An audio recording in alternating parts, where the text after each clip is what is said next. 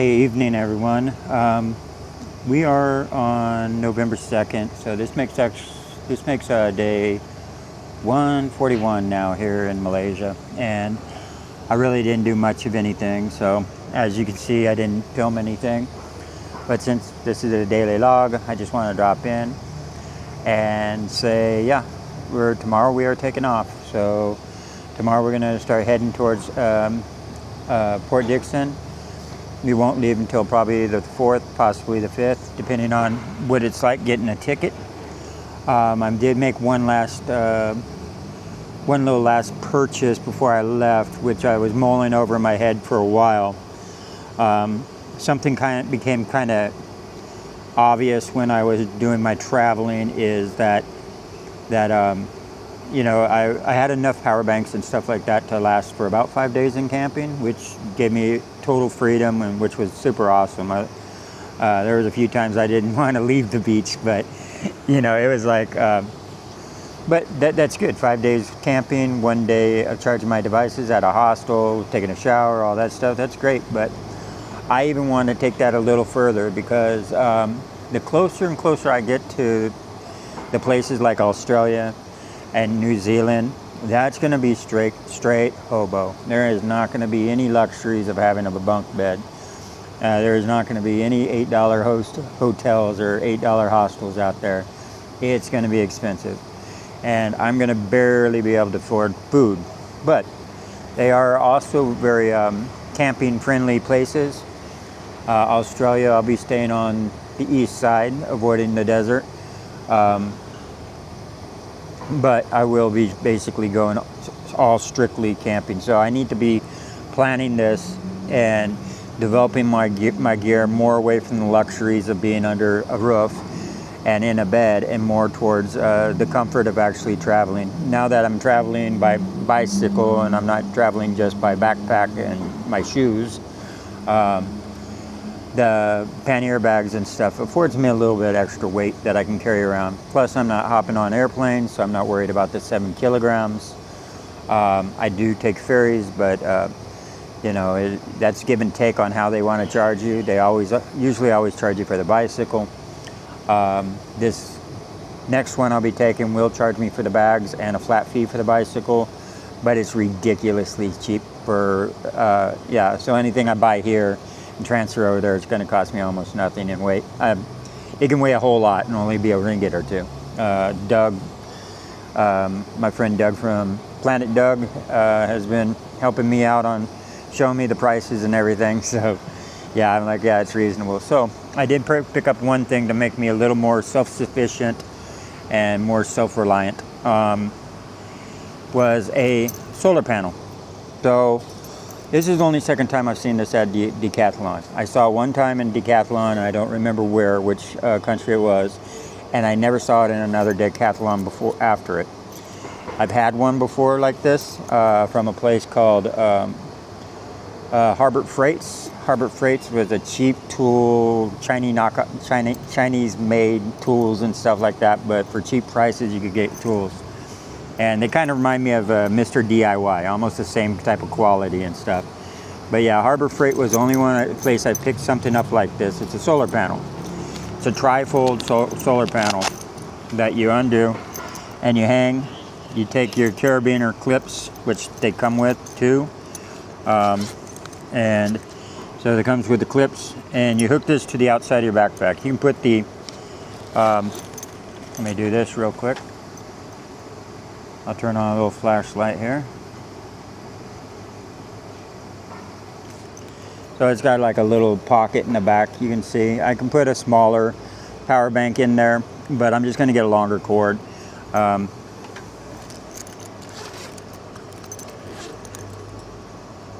make sure I don't lose these. On the inside you can see that it has a spot that you can charge up to. There's one slow charge and one fast charge on the USB ports. Obviously I'll keep it plugged into the fast charge because even the fast charge is not that fast, and it's just a triple panel, and I've had these before. Now this doesn't eliminate the need to actually eventually stop and charge up all your devices. especially if you use your devices quite a bit. Like the camera is being used all day long, so its power is going to get drained, and I'll need to charge it up from a power bank. But if I leave the power bank plugged into this all day long, it'll heavily reduce my reliance on my reliance on stuff like power sources, like plugs and stuff, like going to a hotel or a hostel or something like that and needing that. But it won't fully eliminate it, because I know I've had these before, but it seriously reduces it. And maybe if you had just a phone and you didn't use the phone all day long, but you only used it, sparingly, then yeah, this would be all you needed, But since I'm using quite a few devices, my telephone and my camera, then I got twice the amount I have to think about. But anyway, this was my one device that I paid for the time. It was 200 ringgit, so that comes out to about $50, just a tad over 200 ringgit actually, but around $50. I think it was, here, so I don't have to look it up later. It was 212 ringgit, so 212, I think, ringgit. So it comes out to $50.51. So this is so I start getting more self-sufficient, and that way it's going to be just strictly towards heading towards just being a camper and a camper only. But right now, when I'm in the cheaper spots like Southeast Asia and in Indonesia and stuff, I'm going to still take advantage of all the $10 or less hostels. But the fact is, I'm not going to change those rules just because I'm in Australia. Now, I will actually stay in a spot in Australia only if it deems like a very, very bad storm that starts to become life-threatening, you know what I'm saying? Or if I'm in a too dangerous of a spot and sleeping outdoors but I'll have to gauge these, as I go along. And I'm pretty stubborn when it comes to what's dangerous and what's not. It's like, it's like toughen up and walk it out. So anyway, but I won't be dumb either. If it calls for me to be inside because there's a tornado, I'm not going to go try and fight a tornado, you know what I'm saying? I know there's not going to run into any tornadoes around this area, but okay guys, that's it. Actually kind of babbled a little long, 8 minutes, but tomorrow we're going to go ahead and start making the journey and start heading towards Indonesia. This is going to be Sumatra, and this is just going to be awesome. I can't wait to, 2 weeks here in KL was nice. But yeah, I'm starting to get that wild hair up my backside, and I need to travel on. So tomorrow it is, guys. So good night, y'all, and see you tomorrow. The next day.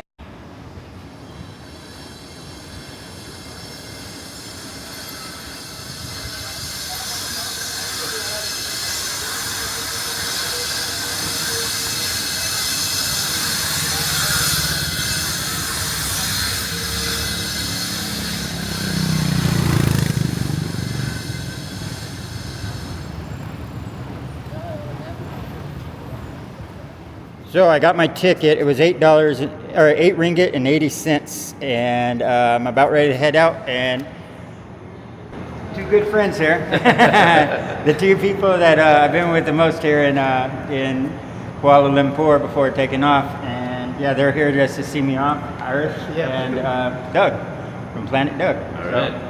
And both of these guys have been really, I definitely appreciate you. You should make Malaysia proud, man. You treated me so well. And do I make Canada proud? You make Canada proud. Me, I don't know about the American side so much. But anyway, they're here to see me off, and I'm going to be catching the 11:29. But then I have like 30 kilometers to still pedal south, right? Right. 35. Port Dickson. Yeah. So I'm wearing one of my last old shirts. That way I don't get any of the new ones dirty. And this will go in the trash afterwards. So anyway, guys, we're going to hit the road again and start a new adventure. This is going to be season 5, The New Country. Bye, YouTube. Harris just pointed out that I didn't, how it's packed. I didn't film how it's packed. I got my tent here. I got my backpack fully loaded this time, and it seems to fit pretty good. The panniers kind of graze my feet once in a while, just because you can see the. But I only have to like reassert my, push my foot a little bit farther forward. But my water bottles and backers seem to be holding, although I have 100s and not water bottles. But so this looks like it packed down pretty decent, all in all. And then I have my battery bank when I need to charge my phone. My new phone holder seems to be holding my phone.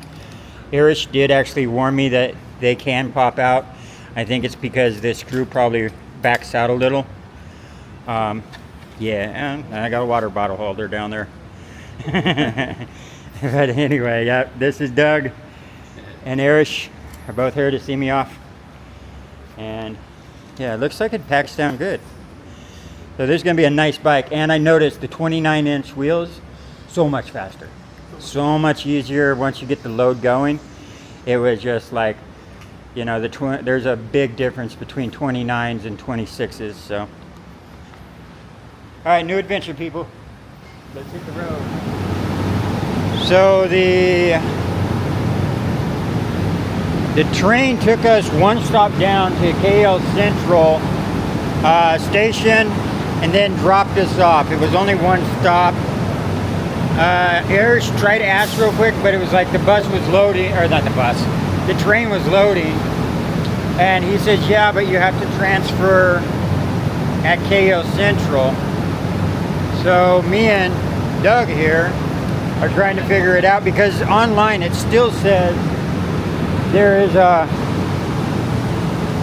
So on the ticket it doesn't say any time whatsoever. You know, it doesn't have a time. It just has a purchasing time.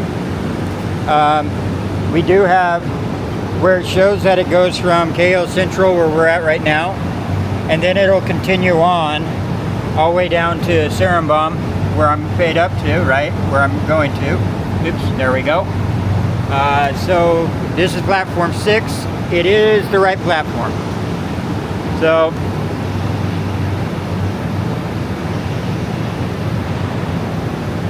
I guess it's just a waiting game. Doug's trying to figure out when it might actually take off, because at the other place, the train's scheduled for,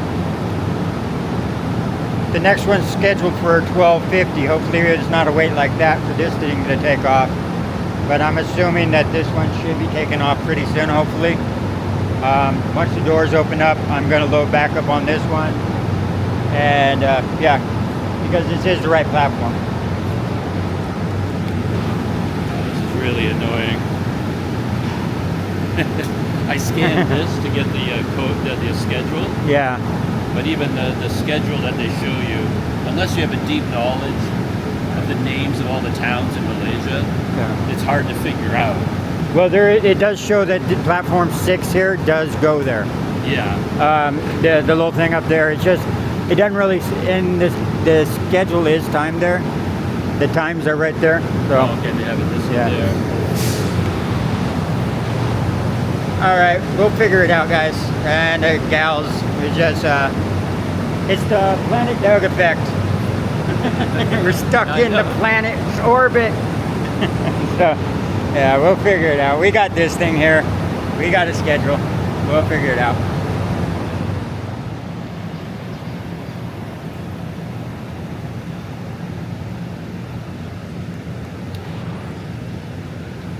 All right, just a little update here. We are waiting on the 12:59 train, which time's going by really quick, because it took us half an hour, me and Doug here, to figure that out, really. And yeah, so the PDF that Doug had, that was downloaded off the web, was from April, but they have an updated one from August, which is being posted now. So how he got the April one, how is that one still floating around online? Who knows? But so that one shows that there was a 11:39 train. Obviously, I don't think we're the only ones that thought there was the 11:39 train, because we're not the only ones down here waiting. So yeah, it looks like they scrubbed the one for 11:39, and we have to wait around about an hour more. It's 12 o'clock right now, so it's not that bad. So that's the Planet Doug effect. But no, it's not. I'm not going to blame Doug at all, because he's got the evidence that it was still floating around online. So, but now he jumps online, and it is the August one. So it just these things happen. But we got plenty of company here.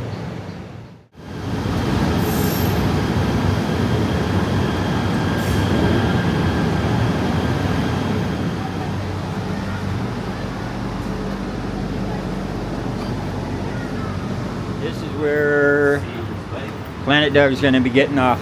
All right, brother. Hey. I'm here. That was awesome, brother. Like I said, very eager audience over here. Keep pumping out those videos. Yeah, you too, brother. And Want to see them. we'll stay in touch on the, you know how Yep. we're not gonna. All right, So I got the microphone. What did I do with it? I put it in my pocket. All right. all right, brother. Good. All right. Good luck.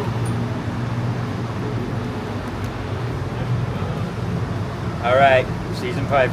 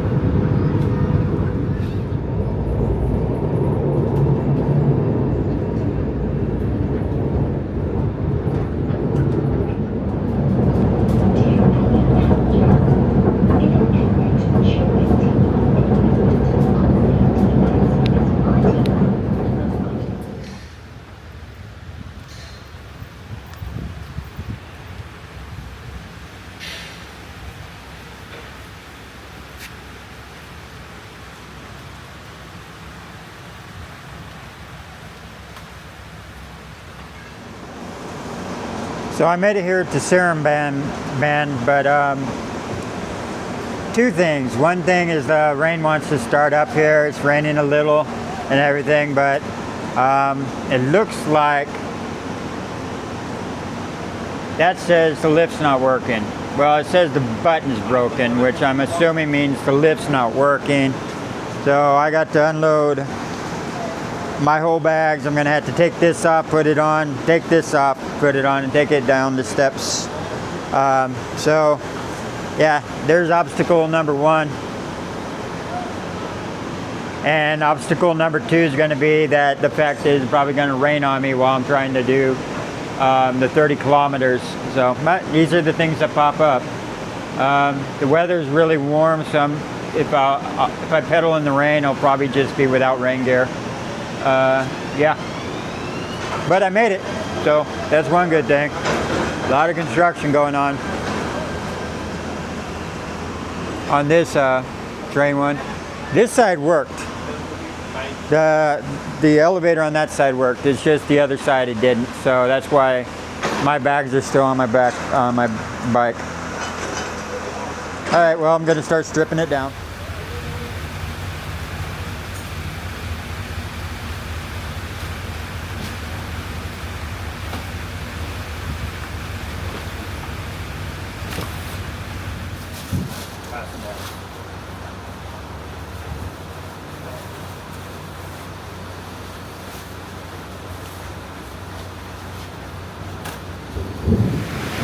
These bags are so thin and crappy. As soon as I tied it down, it split. And the rain's really coming down hard. So, crappy bags, man. The thinnest in the world, but they're gonna tuck another one underneath. Rain like this, yeah, it's coming down hard and the wind's starting to blow. That's what you can hear.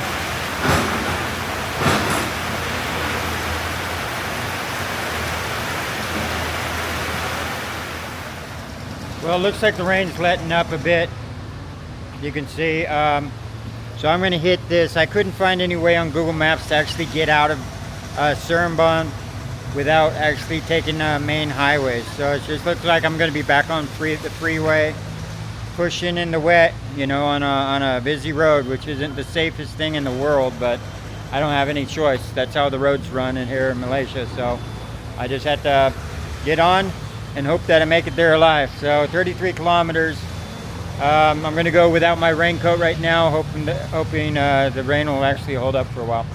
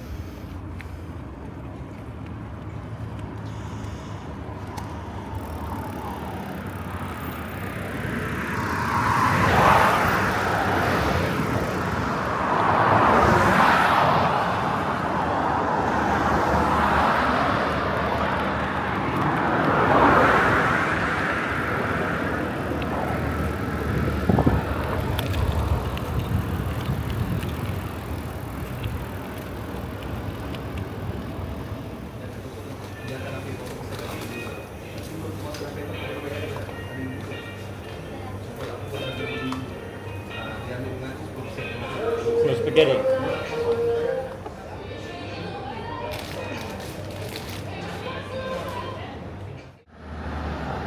Well, normally they don't let you through the toll on a bicycle, but I just followed the scooters. I just followed the scooters through, and it didn't look like anybody said anything, so I'm just going to keep on moving. But normally, anytime I've hit one of those toll booths, they're like, no, you got to go around. And honestly, there is one other road over to that side, like over that way, and but it's a ways over there. It's a parallel road though, but it didn't seem like anybody stopped me, so I'm going to keep on moseying.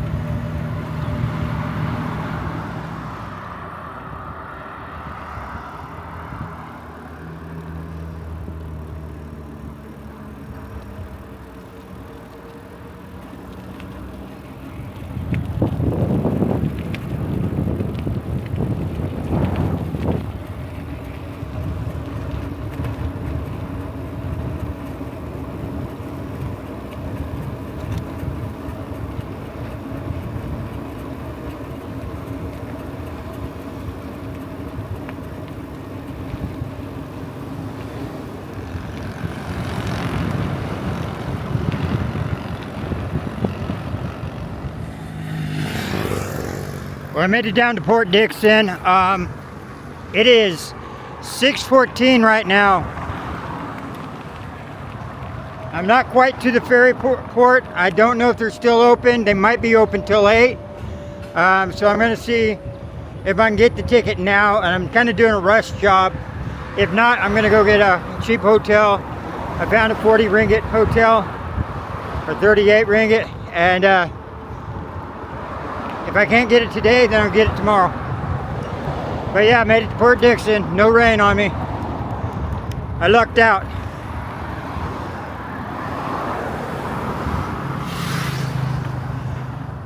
Okay, I'm through the gates. I'm getting so wrapped up about getting over here before they close and trying to get a ticket. I'm forgetting to I'm forgetting to take out my camera and film some of this. So I got the pass, and I just go get my ticket for the ferry. Hello. Oh, okay.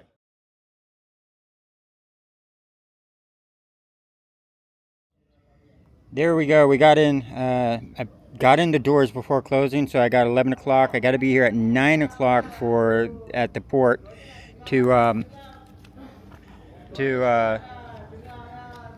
get to check in the baggage and stuff. And that's really early, isn't it? That's like 3 hours early before boarding, because if it's scheduled at 11, they want you to be here at 9. So anyway, they asked me not. The security guard kind of stopped me. He said, "Hey, don't." He was very nice, so he just said, "Don't film inside." So, I'm respecting that. Yeah, so I was able to get here and all that. It is possible that I could throw up a tent and stuff like that, throw up a tent and do that, but I think I'm going to see if I can find something affordable to stay at, and if not, then I'll just throw up my tent somewhere. But yeah, we're on for Sumatra tomorrow. I had to do some last minute things like digital entry card and try and get some ruples. But anyway, that's where I'm going to end it.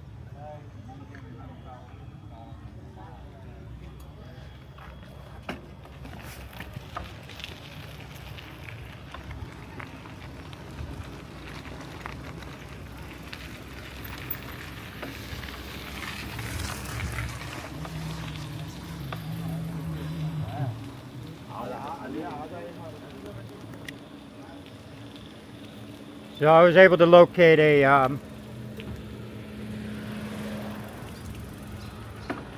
hotel that was for $10, but after taxes and stuff comes out to $16, 33% hidden fees and taxes, and so I'm heading there. Since it's just for one night, they'll give me some time to do the little last things that I need to do, digital entry card and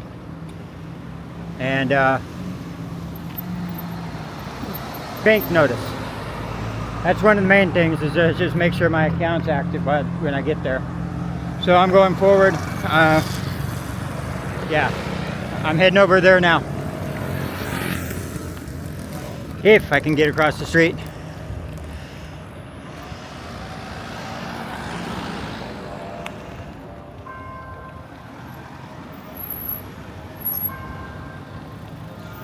We'll swing by the little clock tower here.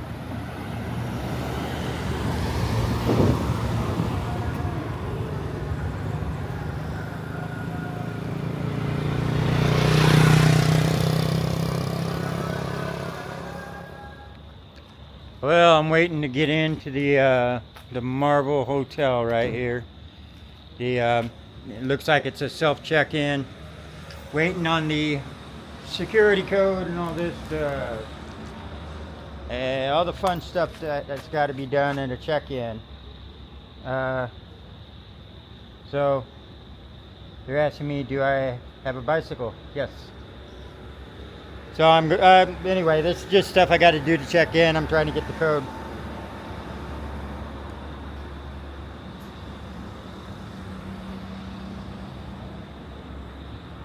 And they said bicycles are not allowed. Well, tie it up to the post or something. Anyway, this is what I'm doing right now. So I guess they said, oh, I can't have the bicycle inside. But honestly, this doesn't look like a bad neighborhood here. They said you could either have a refund or lock your bike up outside. And I'm like, I'll just lock my bike up outside. I'll be up by 7 o'clock anyway. Even though they said 9 o'clock get there, the front security officer was really adamant about being there even earlier. They said a lot of people show up And the earlier you get there, the better it is, and then you can just wait on the boat. And otherwise, if you get there when everybody else does, you know, it's just standing around. So yeah, it looks like on this side is like a park or something. I don't know. And it's just business district. And that looks like a guard shack, and this is paid for parking possibly, because everything's numbered. And there's a sign right next to the guard shack, I think quoting the prices. So I'll just take my bags off my, I'm waiting on the code right now. I'll take my bags off my bicycle and just lock it up. Yeah. Right now, since I painted it and have the old American Hobo, you know, it doesn't look that expensive. So that's the biggest deterrent there is that it looks like a crappy bike. All right, well, so one of the vulnerabilities I noticed, this is where they told me to lock it up, because there's a pipe right here, right? So because it has a quick release in the front, I'm trying to run the lock through it, but there's also a quick release in the back, right? So it's like, all right, this lock does not stretch all the way from the front all the way to the back. It almost does. It looks like it should, huh? It just doesn't quite get there. So it's about 1 inch 1 inch too small. So what I'm going for is the front tire would be the easiest to actually unhitch and take. So there's a little more complication in the back, even though the back's a little more expensive. It's got way more hardware on it, and I'd much rather not lose the back. It would be a little more complicated than taking it off, but not much. It'd only take a second or two, and they'd have that. So my choice is either secure the front. I know someone's going to say, well, just take off the front tire and secure it to the back and all that. Now it looks like a more expensive bike, and it's definitely going to intrigue someone to actually steal the part. If I don't know.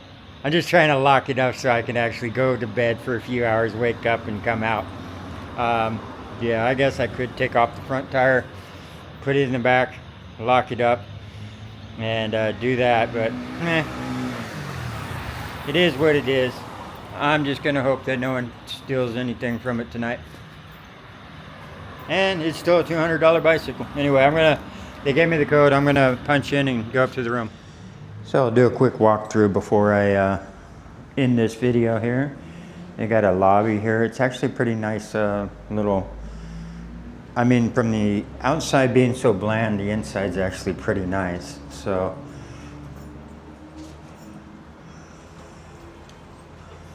I was surprised. I'm pleasantly surprised. So the day's over. Here's my room right here. They have the, if you haven't done this self-check-in, usually you put the code in, pull it down, and out comes the key, and then you use the key to unlock the door. And I've already been in, and here you go. This is the cheapest place in Port Dickson, listed at $10, but with almost $6,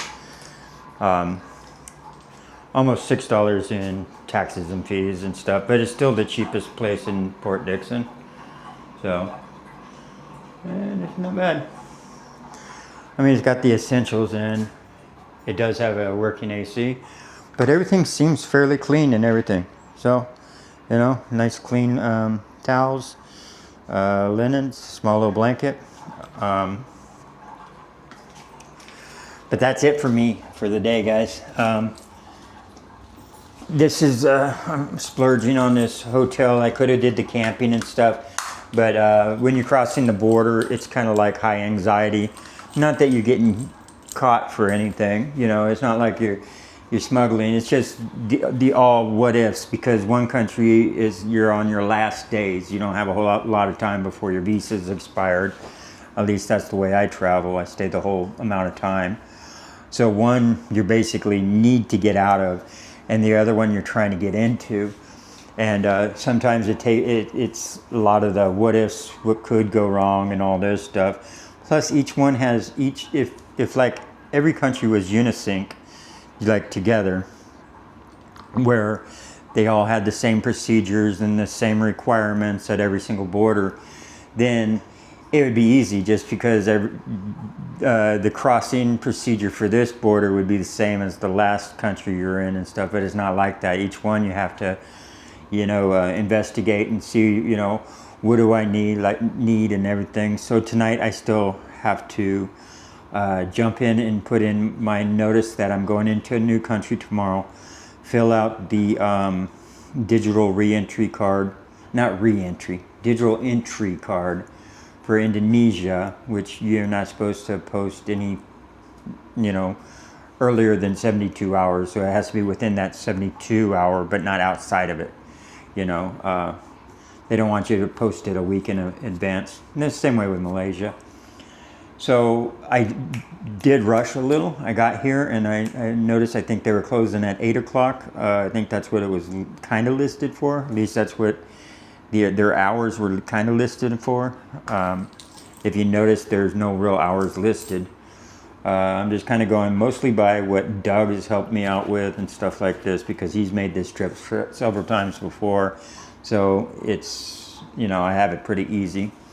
A lot of this could be very, very, well, it is a headache when you're doing it yourself and you don't have anybody helping you out, But luckily I have Doug from Planet Doug, and yeah, he's thank goodness he's done this before. That's why I've been relying a lot on him. I'm like, hey, if it was up to me, I'd F it up a lot more than he could ever do it, So like today, when he started kicking himself so bad about that train not being the right time, he's like, it's my fault. I'm like, no, it's not.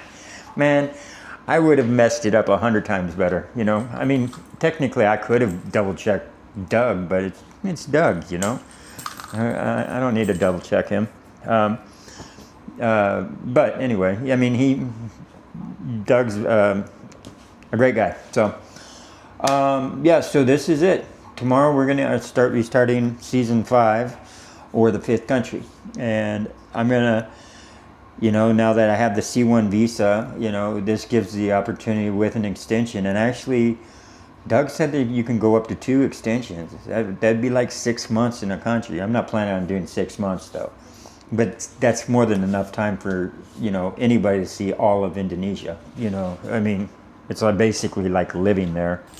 So yeah, so Sumatra, here I come. And yeah, so I might not be bright and early, but at least I'll be early tomorrow. Yeah, and so tomorrow's I'll be getting up at 7 and making a break for it, and trying to get some coffee in me, because they do actually have a hot water kettle. So, all right, guys, that's where I end it for tonight. I think I'll throw this together as quickly as possible. I'm not going to stay up all night trying to edit. So yeah, but I do want to just throw this out so everybody knows where we're at. So when I go over to Sumatra tomorrow, it's a fresh start, fresh day, and we can start rolling. All right, guys. Peace out and good night, y'all.